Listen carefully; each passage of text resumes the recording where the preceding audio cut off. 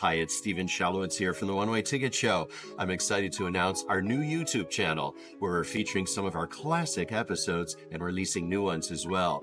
Do subscribe to the channel and make sure you ring that bell below so you never miss an episode.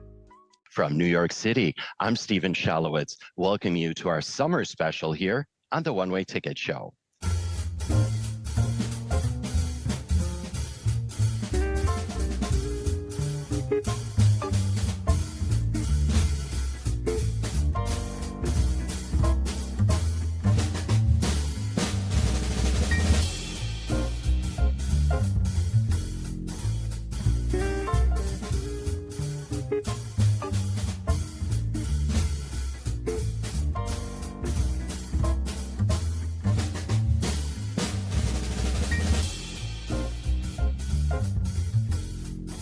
Well, if you've been a regular listener to the show over the last 11 years, you know that this is the program where we explore with our guests where they'd go if given a one-way ticket, no coming back.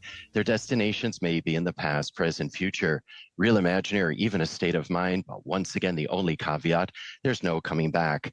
You can listen to all episodes on our website, theonewayticketshow.com. Once again, theonewayticketshow.com, or you can search for The One Way Ticket Show wherever you like to download your podcasts.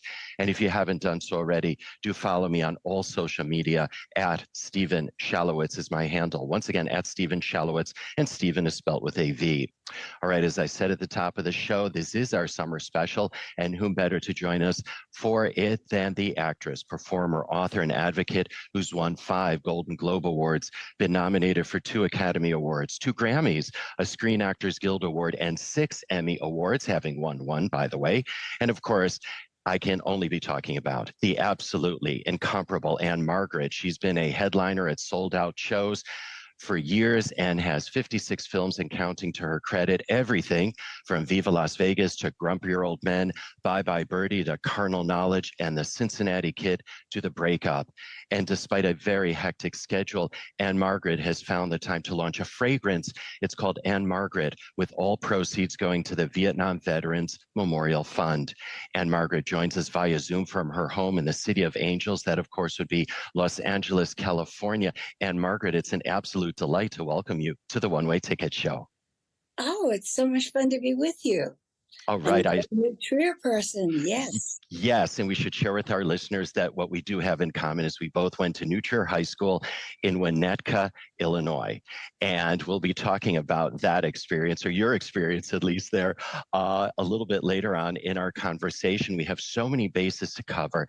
And of course, I have to congratulate you on your fragrance. And before we talk about it and so much more, including our years at New Trier High School, I do want to take a few steps back, though, because you're known for having gone to Vietnam with the USO during the Vietnam War to entertain the troops, but actually went to Europe in 1960 during your freshman year at Northwestern University to entertain the troops. And I wanted to know, first and foremost, how did that trip come about? Oh, my goodness. Well, I was a Theta. Kappa Alpha Theta. Kappa Alpha Theta with Annie Fraser. She's the one that got me into the Thetas. And there was a thing where we, for our Christmas vacation, we went to perform. Yeah. And certainly that must have left you with a great impression about the work for the USO. Yes. Oh, yes. Right. I've always been close to them. Right. Okay. So that was in 1960. And we should share with our listeners that are listening via podcast that you're wearing purple, which of course is the Northwestern color. So you're truly loyal to. Do you remember the fight songs? Oh, wait a minute. Wait. Go you Northwestern, da da da da da, with your colors flying, we will cheer you all the time. You rock, rock. There you go. You haven't missed a beat all these years. Anyway, so you are wearing Northwestern purple. Okay, so that was 1960. You clearly have an interest and a fascination with the USO. So fast forward then to 1966.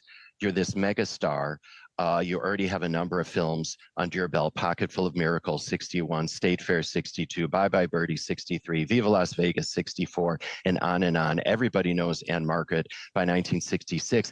And we should share with our listeners that a petition is signed by soldiers to have you perform with the USO in Vietnam. So my question to you is, how did you get the call? What was your response, your initial response to that? Well, I got the letter, and it was signed by 3,000 guys. And they wanted me to come over and perform in Vietnam. And I said, of course, I'm ready. But of course, with government, you have to wait a little bit. Oh, my. I went with, in 66 with Johnny Rivers and his bassist and drummer, and we went all over the place. I remember it well. And you went on the front lines, and you were actually caught in enemy fire, which I would imagine would have been a terrifying experience for anybody. I wouldn't say caught in enemy fire. Where I was, I could hear shooting, but it was such a long time ago. But there's no way. I was never ever frightened. My guys, they wouldn't let me get hurt. No way. I was surrounded by my guys. And, you know, that experience must have been just so remarkable, because you entertained not only that year in 66, but then you went back in 68 with Bob Hope. Yes. Right. And so talk to us about that experience with Bob Hope, because here you are, two just mega global celebrities entertaining the troops. I mean, they just must have gone absolutely wild. Well, it was very different with Bob Hope, because there were 80 of us, because the whole orchestra was also with us. Les Brown and his band of renown. Oh my gosh. And all through the years, I have received little bits of paper. I saw you in Da Nang. I saw you in Phu Bai or Nha Trang or Quang Tri. I'm always surrounded. I love my guys. And so certainly you had a great impact on them. You gave them great joy, great comfort, and you really impacted their lives during the most difficult times in theirs, certainly when they were fighting in Vietnam. I would have to imagine, though, that they also gave you something. And what was that something for you, Ann-Margret? Oh, we all were about the same age at that time. My gosh, I can't even remember how old I was, but well, you were in your 20s. Yes. And certainly some of them were younger than you even. Oh, sure. Yeah. Sure. But I would look at their faces, and I talked to them, and they gave me such joy. Such joy. And I know that you must have witnessed also a lot of destruction, particularly on that second trip. I don't want to talk about that. Okay. All what I remember are my guys. Yeah. Just the men and women in uniform. I did it for them. Right. All the men and women. And I spoke to all of them for long periods of time. And we were all like about the same age. Yeah. I just couldn't believe the strength, how strong they were emotionally and physically. I just loved talking to them, all the ladies and gentlemen. And I said, all through the years, I have received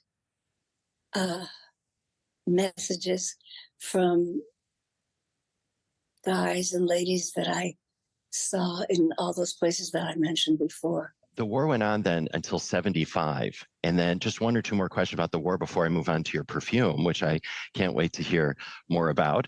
Have you smelled it? I haven't smelled it yet, Ann-Margret, and I cannot wait to smell it. And I have to tell you something so strange. A couple weeks ago, a friend of mine organizes the most fascinating lunches with the most interesting people every Sunday. So if you're ever in New York, you'll come and join.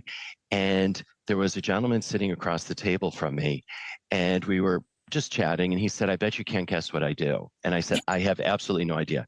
He said, "I design perfume bottles."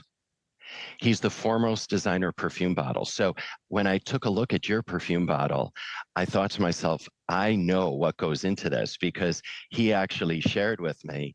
Yes, there it is. For our listeners that are on podcast, listening via podcast, Ann-Margret just picked up the package. And so I know what goes into designing a perfume bottle. There's a whole lot, and that goes into designing actually the fragrance itself. Just one quick question though, before we get into one of the people who designed this is sitting right here. Her name is Suzette. Yeah. Suzette, congratulations if you can hear me, because it's a stunning bottle and just a beautiful package. And we should share with our listeners that they can actually go to Ann-Margret-Perfume.com to order. And you spell your name Margaret the Swedish way, Margret. Ann-Margret, yeah. Yes. By the way, so I do speak 4 languages. I don't speak Swedish, and I tried to learn a few words of Swedish before our conversation, and I was just hopeless. So I'm going to have to brush up and hopefully have you back on the program, asking about it. But before we get into the perfume, I just want to ask you just one quick question, though, more about Vietnam, though.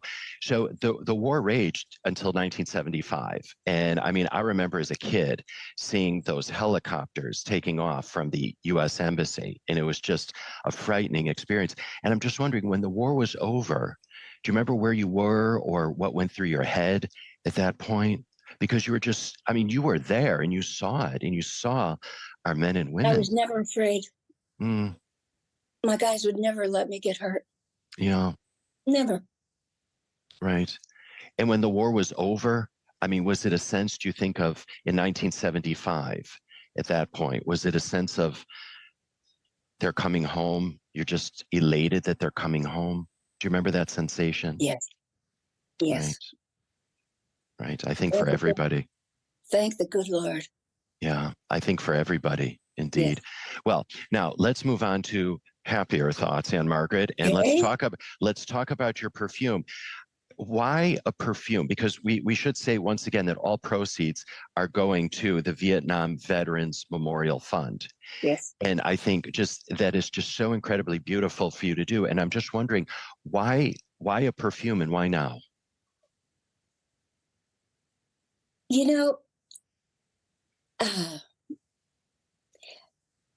Justin Chambers and I have been pals for a long, long way, like 25 years. The actor. Yes. And he said 25 years ago that he was going to make a perfume in my name. And I thought, well, that's really sweet. I didn't think anything of it. And then all of a sudden he has come through, and this is it.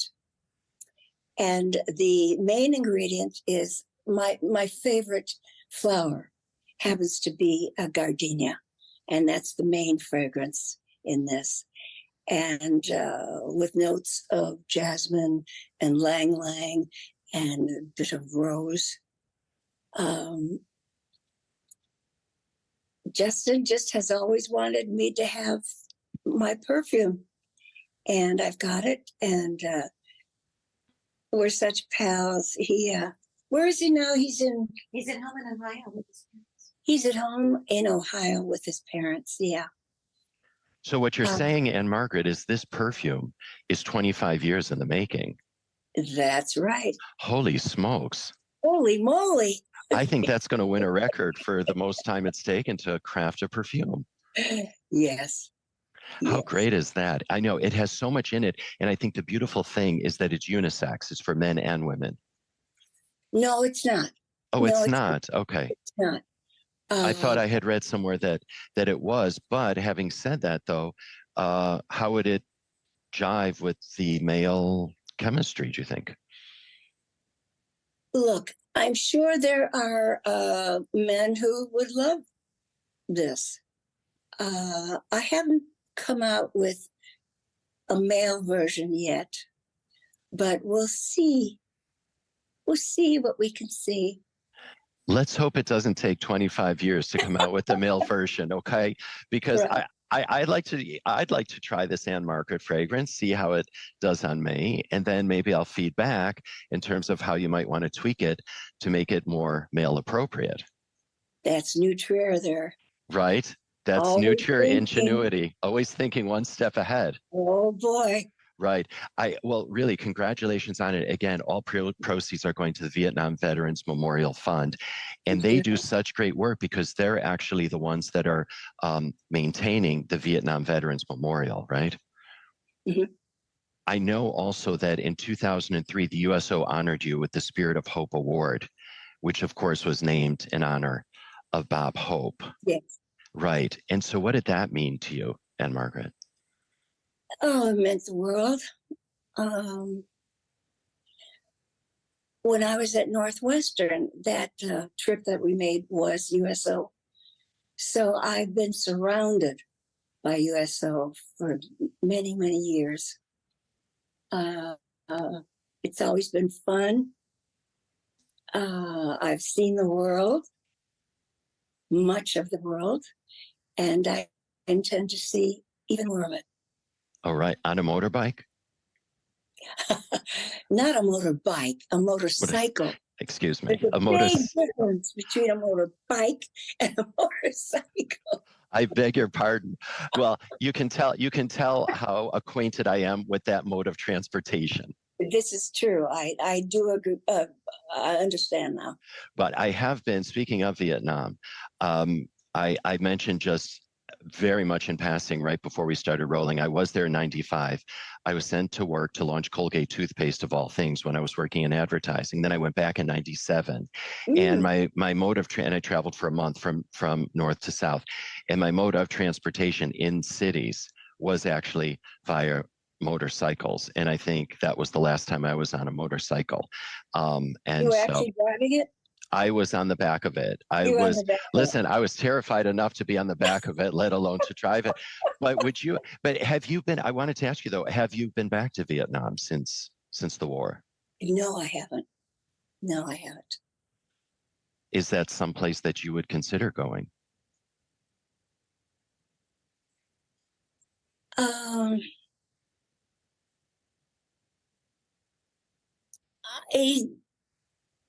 Like right now, I don't have a desire to go. No. Right. And then one of the things that I just wanted you to sort of comment on is that, you know, what's beautiful about your life story is that you are living the American immigrant dream. And you're giving back in such a beautiful way to those in our country and our society that don't get enough attention, meaning the vets, the Vietnam vets. And did that notion of giving back factor into your wanting to do the perfume? I think everything is connected. Everything is just connected with me.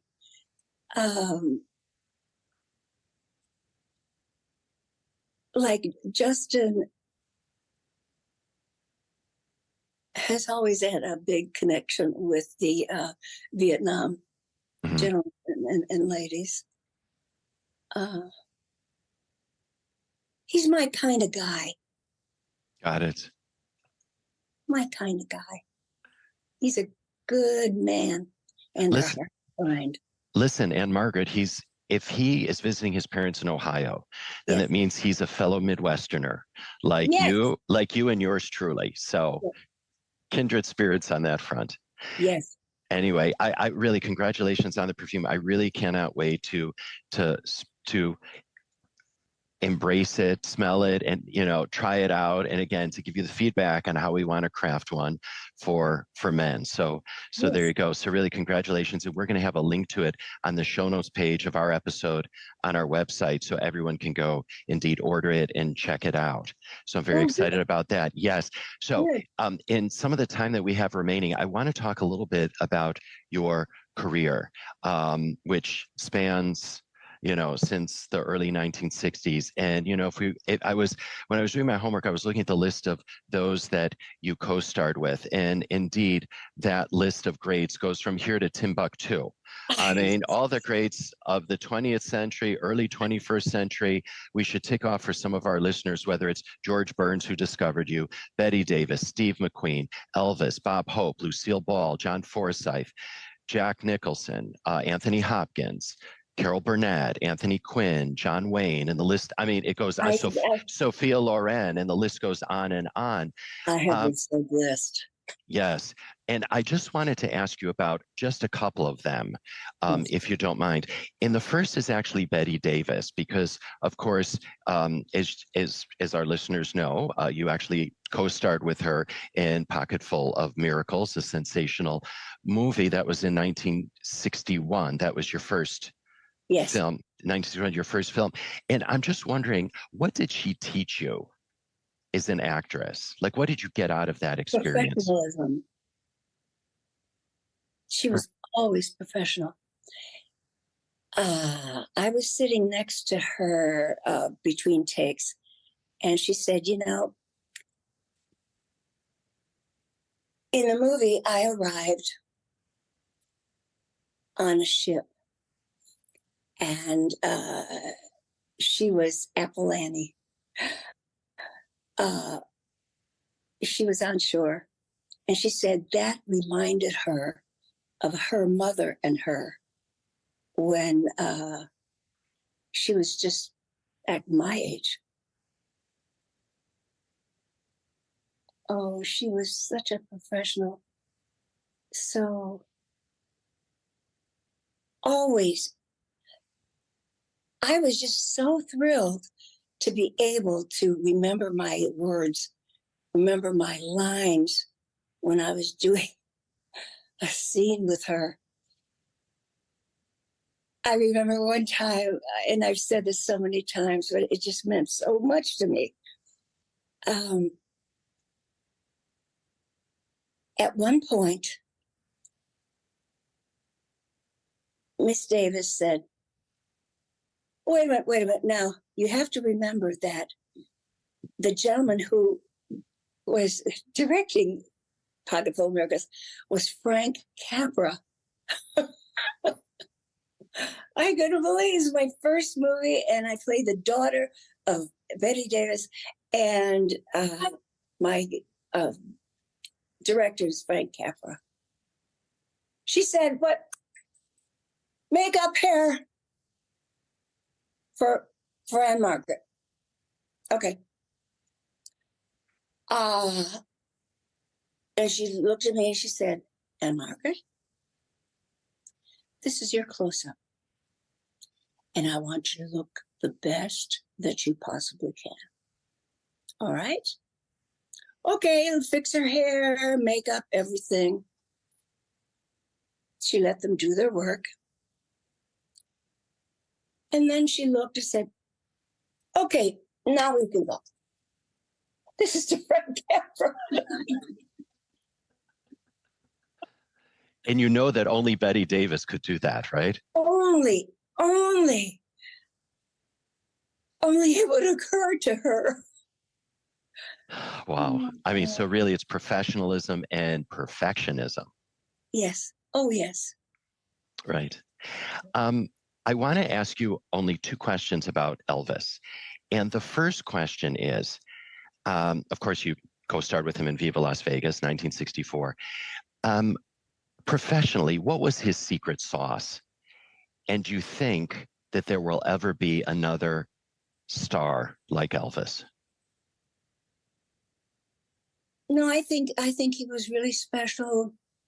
There was only one EP, and there will only be one EP. it was his personality. It was him. He was the true man. And do you think anyone will ever reach the heights that he reached? I can't imagine. Yeah. I can't imagine that happening.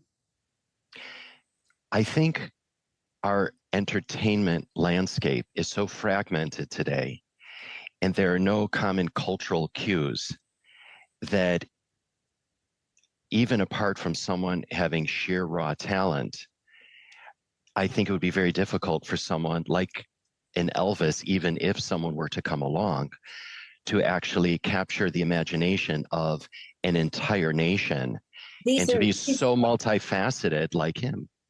These are different times. Yeah.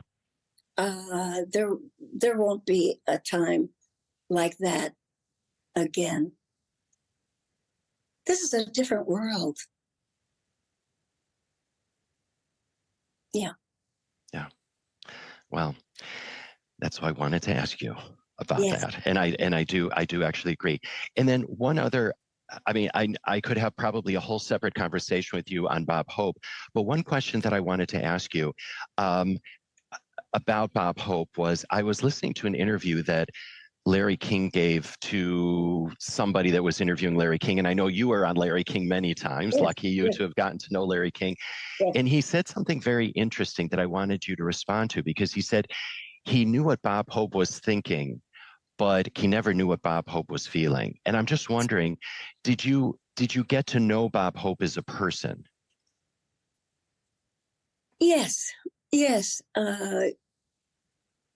He was, as you saw him, mm-hmm. He was so kind, and all those men that he interviewed, and he would take, some of them get their name and address and everything, and he would find out their family back in the United States and call them and said, you know, I spoke with your son. And he did this all the time. That's the kind of guy he was. He was what my people would call a real mensch. Yes. You know? Yes. Yeah, that's what I had heard just anecdotally from people. So before we just get back to some of those that you performed with, a little about your career, and then we push off because I'm super mindful of the clock and your time. Ann-Margret, we've invoked New Trier High School several times already. So yes. we both went to New Trier, we're both alums, and the alumni list is rather impressive, shall we say, from New Trier, because there's not only Ann-Margret, we should share with our listeners, there's Charlton Heston, there's Rock Hudson, there's Bruce Dern, there's Christine Ebersol, Ari Emanuel, Rahm Emanuel, Donald Rumsfeld. After we stop rolling, I'll share with you a very charming story I have of running into him on Fifth Avenue here. Scott Turow, the well-known author, and the list just goes on and on. So many people in so many fields, so many successes. Ann-Margret, what do you think they put in the water fountains there? Because clearly I did not drink from them. You know, one of the people that I learned so much from was my drama teacher, Dr. William J. Peterman. Did you know of him? I did not know of him. However, I saw him on This Is Your Life, Ann-Margret. Oh! Remember he appeared? I saw that in preparation of our conversation today. Yes. Yes. Yes. He was the one that, when I was 16 years old, he always called me Olson. Olson, I want to see you after this period. So I was wondering, what did I do? I went to his office and he said, Olson, you're going to be an actress in movies. really? Yes, you are. And, cause see, I had done, for him, he was the head of like the spring show that we would do. I think Oklahoma we did. And he didn't give me the part of, I'm just a girl who can't say no. He said, no. You're too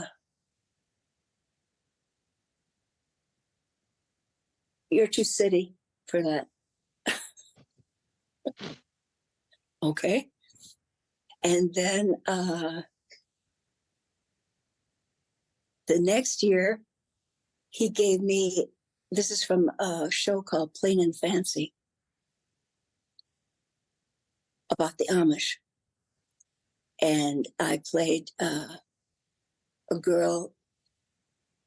This is all very new to me. Dee dee dee dee dee dee. Plain and Fancy. He just, what he knew, what he saw in me that I sure didn't see. What do you think it was that he saw in you, Ann-Margret? A lot more than I did. I said, okay.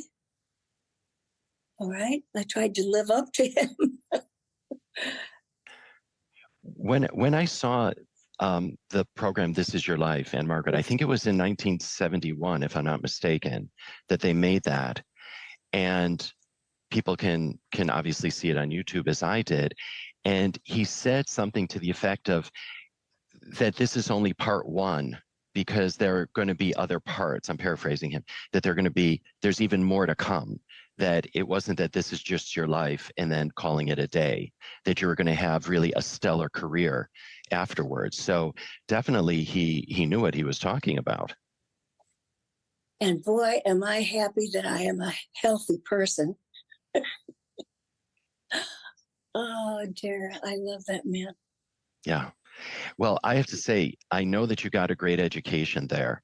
And as did everybody that walked through those doors, because really, they really ran you through the ringer there. And it was almost like going to college, certainly. Yes. And did you have any particular, I know that you were a cheerleader, and I had also read somewhere, and I don't know if this is still true or not, because you may have moved, that you still had your cheerleading sweater. Yes. Do you still have it? Yes, I do. Green and white, yes. Do you ever New Cheer High School. Do you ever put it on and sort of do the new cheer? No, there was a time when they wanted pictures. It was either Life or Look magazine.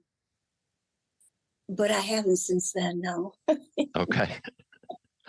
Maybe on an anniversary of one of your graduations, certainly. Well, listen, just one or two more bases then before we push off. Again, I'm super mindful of your time. So I incorrectly invoked motorbikes when I should have said motorcycles. Yes, now I know the difference, and I won't make that mistake again. Ann-Margret, hand on heart, I promise you. I actually learned from that program, from the This Is Your Life, that the first time you were on a motorbike was when you were 10 in Sweden with your uncle. That's what they said. Uncle Khaled, my mother's brother. Right. And it was not just a motorbike, it was a motorcycle. Yes, that was a motorcycle.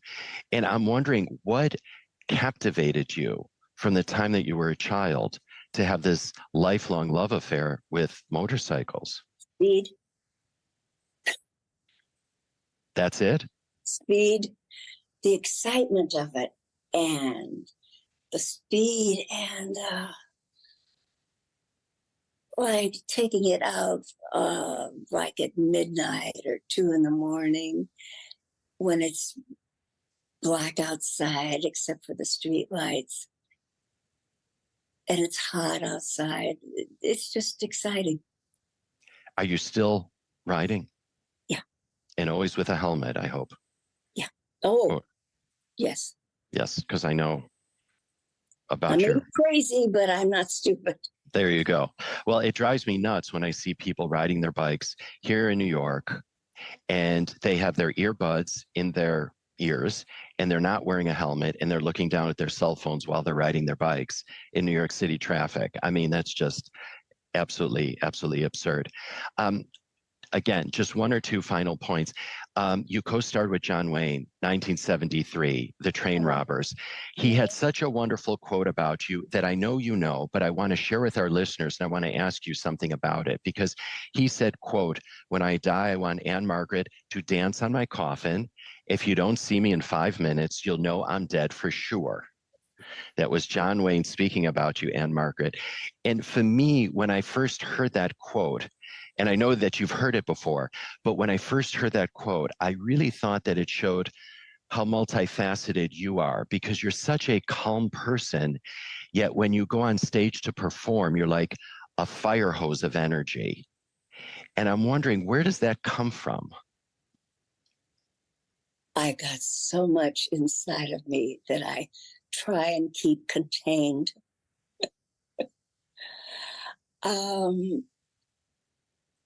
I have been so blessed. John Wayne, oh my gosh. You remember making the film? Oh my gosh, yes. I remember riding to work with him, and he would always sit in the front seat, and he'd be, waving at everybody that was working in the fields. And we were in Durango, Mexico. Oh, he loved people. He was such a kind man.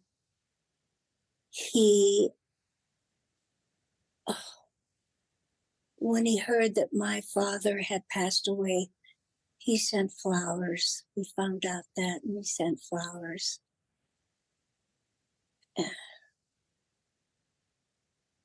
It was great to talk to him on the phone. I mean, and in person, obviously. That. Actually, Mr. Burns was different, but that seemed like gravelly. I'm so blessed. Yes. A lot of good memories and a lot of memories still to make, Ann-Margret, correct? Yes. Yes, lots going on. You too. You too. Absolutely. I got to go back to those Nutria drinking fountains and start drinking some of that water so I can get some of that Ann-Margret energy going on in me. But in the meantime, I have to tell you, Ann-Margret, this has been such an absolute delight. I would absolutely love to have you back on the program. This is a summer special. And so usually I ask all my guests where they'd go on their one-way ticket journeys, past, present, future, real, imaginary, or state of mind. So I'm going to leave that question for hopefully a second interview, because I would love to have you back just to talk more about your career, life, motorcycles, now that I know the difference between a motorcycle and a motorbike, Yes. and life in general. Well, you never forget that. I ain't never going to forget that. And I know you're also a big Cat fan, as well, as am I. Yes. So anyway, so much more to talk about, but really we want to thank you so much indeed for joining us here on the One Way Ticket Show, and really wishing you lots of success with the Perfume. And for our dear listeners, we will have a link to all things Ann-Margret and to the Perfume on the show notes page of this episode on our website, theonewayticketshow.com. And for all of those who love to travel, as I know Ann-Margret does, we'll have to talk about travel next time and what kind of traveler you are. Do check out Travel Wi-Fi Sapphire devices, the secure pocket-sized Wi-Fi devices you can use in over 130 countries worldwide. It's an awful lot of countries. I have not yet been to 130, and I know you haven't been to 130, but maybe between both of us, Ann-Margret, we've been to 130, maybe. And I have not yet been to Sweden. which I've been yes. really, really gunning to go to. So I'll have to talk about that next time too. Do visit Okay. travelwifi.com for more, and for 10% off rental or purchase of a Sapphire, use the promo code TOWTS. It's all lowercase, TOWTS. And no matter where you are in the world, just shoot me an email, Steven@theonewayticketshow.com. That's Steven with a V, Steven@theonewayticketshow.com. Do share your, that's Steven with a V. And how do you say Steven? How do you say Steven in Swedish? Ja, du säger bara detsamma. Steven. Steven. You say it, yeah, in English. In English, Steven. Yeah. It's Steven at theonewayticketshow.com. Share your one-way ticket destination. Let's even arrange a call and chat, because I'm always up for a great conversation. Meantime, it's a wrap for this edition of the One-Way Ticket Show. For the one and only Ann-Margret, who we are definitely going to have back on the show, and the entire crew, I'm Steven Shalowitz, and we will see you next time. Okay, bye-bye, Steven. Bye-bye.